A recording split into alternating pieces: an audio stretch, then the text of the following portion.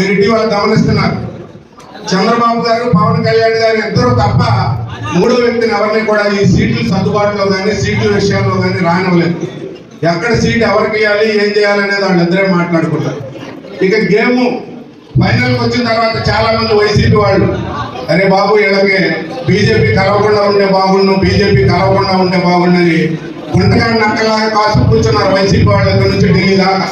మీకు ఎందుకంటే మేము మీకే ఉన్నాం కదా, మీరు టీడీపీ జోలికి వెళ్ళమాకండి, మేమందరం కూడా మీకే మా ఎంపీలు వస్తే మీకే ఇస్తాం, అన్నీ ఇస్తామని రకరకాల చాలా ప్రయత్నాలు చేసినా కానీ అవన్నీ పటాపంచలం చేసి మరి చంద్రబాబు నాయుడు గారు అలాగే ఈ లీడ్ అంతా కూడా జనసేన నాయకులు పవన్ కళ్యాణ్ గారు తీసుకుని ఢిల్లీలో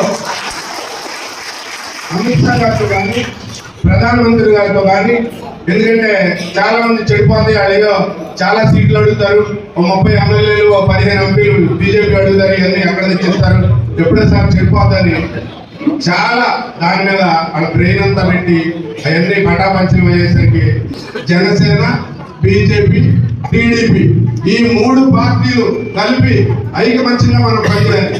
పవన్ కళ్యాణ్ గారు ఎంత తహతాగా వాడు ఎందుకు కలిపారంటే వాళ్ళ ఢిల్లీలో మోడీ గారు 100% రేపు ప్రధానమంత్రి అవడం ఖాయం. మోడీ గారిని ఎవరు సూర్యుడిని అంతే కట్టబెట్టి ఆపడం కష్టం, అది అంతే.